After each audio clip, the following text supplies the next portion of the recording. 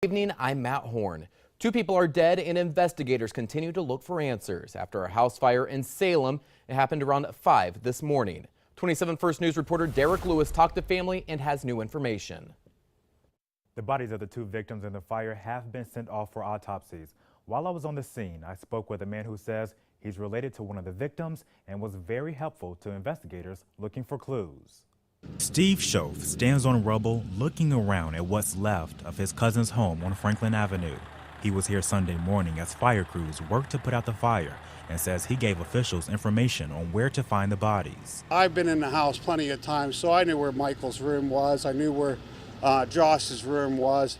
Michael was more than likely in the living room. Investigators haven't released the identity of the 2 victims. Neighbors and Schoaf say Mike Tyson and Josh Metzer were inside the house at the time. Mike was a really good guy. He would help anybody out and do anything for you.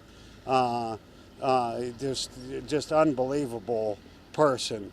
And Josh was the same way. Firefighters got to the fire just before 6 o'clock Sunday morning. It took crews 2 hours to get the fire under control. One of the problems we ran into initially is that we just didn't have enough adequate water to supply both those lines. The fire was so massive, it spread to nearby houses. It didn't take long to realize that the building was going to be a total loss, so let's start protecting the exposures.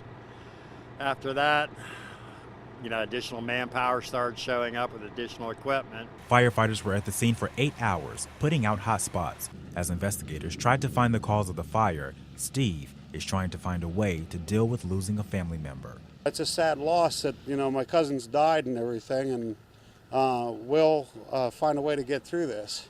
In addition to Salem firefighters, crews from Perry Township, Damascus, Latonia, Green Township, and North Georgetown responded to the fire. The State Fire Marshal's office is still investigating.